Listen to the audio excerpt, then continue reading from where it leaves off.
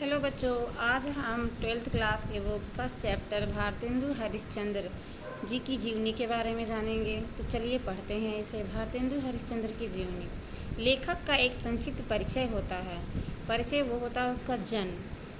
तो चलिए शुरू करते हैं। जन्म 9 सितंबर 1850 ईस्वी को इनका जन्म हुआ था। इनका स्थान जहाँ पे जन्म हुआ था वो काशी उत्तर प्रदेश में। पिताजी का नाम गोपाल चंद्र गिरिधर दास। माता इनकी पार्वती देवी थी। शिक्षा इनकी जो हुई थी अंग्रेजी, बंगला, गुजराती आदि का स्वाध्ययन इन भाषाओं से हुई थी। भाषा ब्रज भाषा, खड़ी बोली, शैली इनकी मुक्तक थी। भारतेंदु युग के प्रवर्तक। संपादन कवि वचन सुधा, हरिश्चंद्र मैगजीन, हरिश्चंद्र चंद्रिका। लेखक विद्या जो है कविता, नाटक, एकांकी, निबंध, उपन्यास, पत्रकारिता। प्रमुख रचनाएं इनकी कौन कौन से हैं? नील देवी, प्रेम जोगिनी, भारत दुर्दशा, अंधेर नगरी, कपूर मंजरी, सुलोचना। इनकी मृत्यु जो हुई थी 6 जनवरी सन 1885 ईस्वी को। साहित्य में स्थान इनका जो था, हिंदी साहित्य के विकास में महत्वपूर्ण भूमिका भारतेंदु युग में। आधुनिक हिंदी साहित्य के जन्मदाता भारतेंदु हरिश्चंद्र इतिहास प्रसिद्ध सेठ अमीन चंद्र के पौत्र गोपाल चंद्र गिरिधर दास के ज्येष्ठ पुत्र थे। इनका जन्म 9 सितंबर सन 1850 ईस्वी को काशी में हुआ था। मात्र 5 वर्ष की अवस्था में माता पार्वती देवी तथा 10 वर्ष की अवस्था में पिता गोपाल चंद्र के सुख से यह वंचित हो गए। विमाता मोहन बीबी का इन पर विशेष प्रेम न होने के कारण इनके पालन पोषण का भार कालिक कदमा दाई और तिलकधारी नौकर पर था। पिता की असामयिक मृत्यु के बाद क्वींस कॉलेज वाराणसी में 3-4 वर्षों तक अध्ययन किया। उस समय काशी के रईसों में केवल राजा शिवप्रसाद सितारे हिंदी ही अंग्रेजी पढ़े लिखे थे, इसलिए भारतेंदु जी अंग्रेजी पढ़ने के लिए उनके पास जाया करते थे। उन्हें गुरु तुल्य मानते थे। कॉलेज छोड़ने के बाद इन्होंने स्वाध्याय द्वारा हिंदी, संस्कृत और अंग्रेजी के अतिरिक्त मराठी, गुजराती, बंगला, मारवाड़ी, उर्दू, पंजाबी आदि भारतीय भाषाओं का ज्ञान प्राप्त किया। 13 वर्ष की अल्पावस्था में इनका विवाह काशी के रईस लाला गुलाब राय की पुत्री मन्ना देवी से हुआ। इनके 2 पुत्र, 1 पुत्री थी।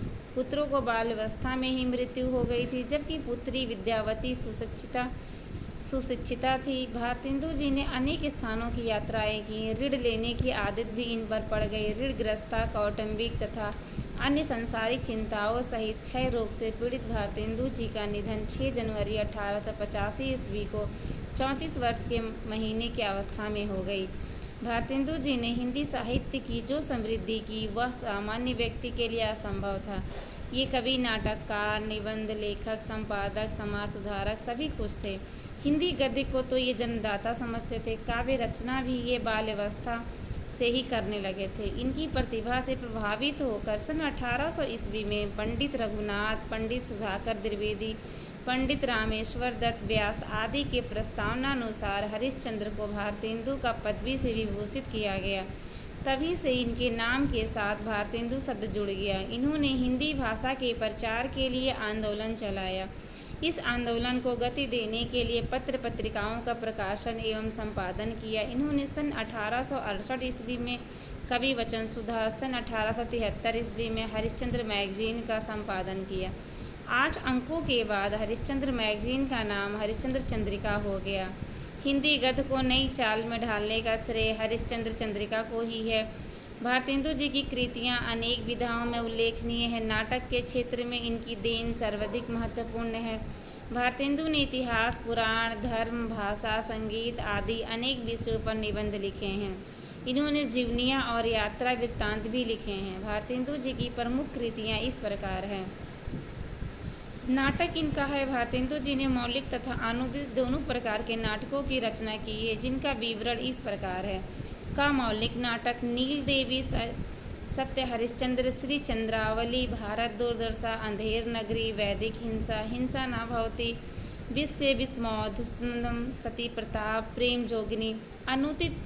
अनुदित नाटक जो है रत्नावली, मुद्रा राक्षस, भारत जननी, विद्या सुंदर, पाखंड विडंबन, दुर्लभ बंधु, कपूर मंजरी, धनंजय विजय। निबंध संग्रह जो है परिहास वंचक, सुलोचना, मदालसा, लीलावती, दिल्ली दरबार, दर्पण। इतिहास इनका महाराष्ट्र देश का इतिहास, अग्रावलों की उत्पत्ति, कश्मीर कुसुम, यात्रा वृत्तांत, लखनऊ की यात्रा, सरयू पार की यात्रा, जीवनियाँ इनकी जो है जयदेव सूरदास की जीवनी, महात्मा मुहम्मद। शैली की दृष्टि से भारतेंदु ने वर्णनात्मक, विचारात्मक, विवरणात्मक और भावनात्मक सभी शैलियों में निबंध रचना की। इनकी द्वारा लिखित दरबार दर्पण वर्णनात्मक शैली का श्रेष्ठ निबंध है। इनके यात्रा वृत्तांत, सरयू पार की यात्रा, लखनऊ की यात्रा आदि विवरणात्मक शैली में लिखे गए हैं। वैष्णवता और भारतवर्ष तथा भारतवर्षोन्नति कैसे हो सकती है, जैसे निबंध विचारात्मक, भारतेंदु की भावनात्मक शैली का रूप, इनके द्वारा लिखित जीवनियाँ, सूरदास, जयदेव, महात्मा मुहम्मद आदि तथा ऐतिहासिक निबंधों में बीच बीच में मिलता है। इससे अतिरिक्त इनकी निबंध में शोध शैली, भाषण शैली, स्त्रोत शैली, प्रदर्शन शैली, कथा शैली आदि के रूप में मिलते हैं। इनकी भाषा व्यवहारिक, बोलचाल के निकट, प्रवाहमयी और जीवंत हैं। इन्होंने काव्य में ब्रज भाषा का प्रयोग किया, परंतु गद्य के लिए खड़ी बोली को अपनाया। भाषा को सजीव बनाने के लिए इन्होंने लोकोक्ति और मुहावरों का सटीक प्रयोग किया। पाठ्य पुस्तक में संकलित भारतवंशनी कैसे हो सकती है निबंध दिसंबर सन 1884 ईस्वी में बलिया के ददरी मेले के अवसर पर आर्य देशोपकारिणी सभा में भाषण देने के लिए लिखा गया है। इसमें लेखक ने कुरीतियों और अंधविश्वासों को त्याग कर अच्छे से अच्छी शिक्षा प्राप्त करने, उद्योग धंधों को विकसित करने, सहयोग एवं एकता पर बल देने तथा सभी क्षेत्रों में आत्मनिर्भर होने की प्रेरणा दी है।